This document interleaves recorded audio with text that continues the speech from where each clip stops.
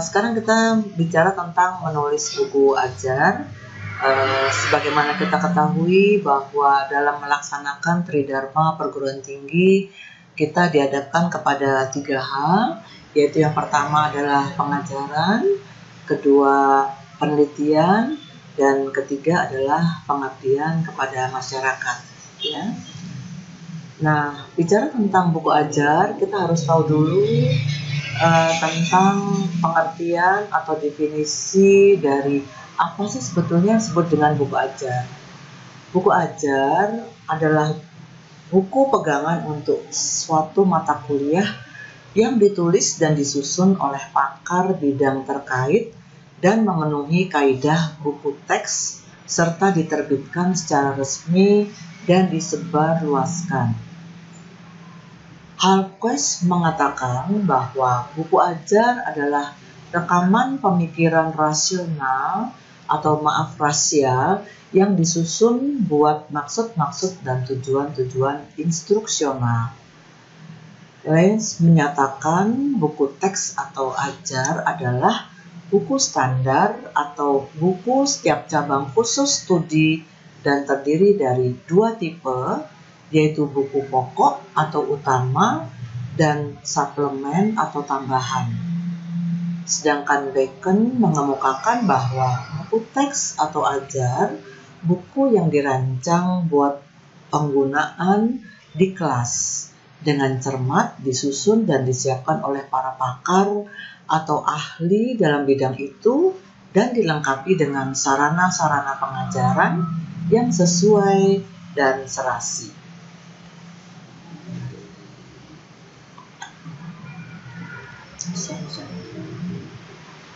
Karakteristik buku. Di sini kita bisa melihat bagaimana karakteristik buku dilihat dari buku monograf, buku referensi, diktat, buku ajar, dan modul ajar. Ya.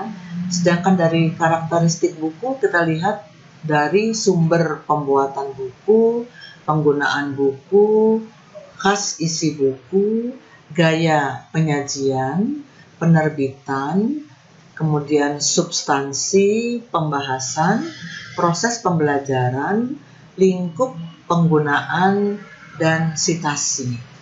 Nah, khusus untuk buku ajar, kita lihat bagaimana dari karakteristik buku yang sudah saya sebutkan tadi mengenai sumber pembuatan buku. Mulai dari rencana pembelajaran atau RPS yang biasa juga disingkat menjadi rencana pembelajaran semester. Kemudian dilihat dari penggunaan buku ini mahasiswa untuk belajar. Dari khas isi buku adalah sesuai RPS, ada ilustrasi, ada contoh, ada studi kasus, ada latihan atau umpan balik.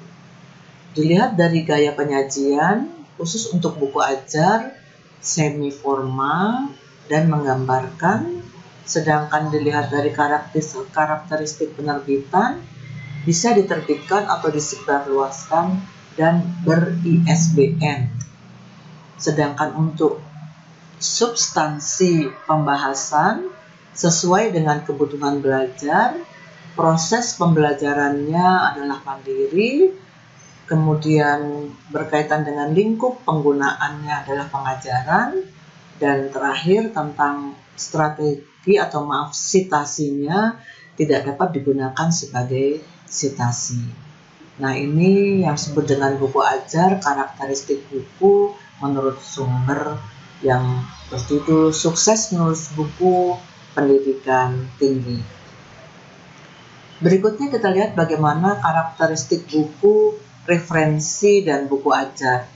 Kita konsentrasi ke buku ajar, yang mana di sini karakteristik adalah berusaha menimbulkan minat baca dan memotivasi mahasiswa untuk belajar, dirancang dan ditulis untuk mahasiswa, menjelaskan tujuan instruksional, disusun untuk digunakan oleh dosen dan mahasiswa sehingga market atau pasarnya terbatas, disusun secara fleksibel, sistematis, terstruktur, berdasarkan kebutuhan mahasiswa dan kompetensi akhir yang diharapkan, kemudian fokus pada pemberian kesempatan mahasiswa berlatih, memberi rangkuman, gaya penulisan komunikatif, ada umpan balik, mengakomodasi kesulitan belajar mahasiswa, dan menjelaskan cara mempelajari bahan ajar.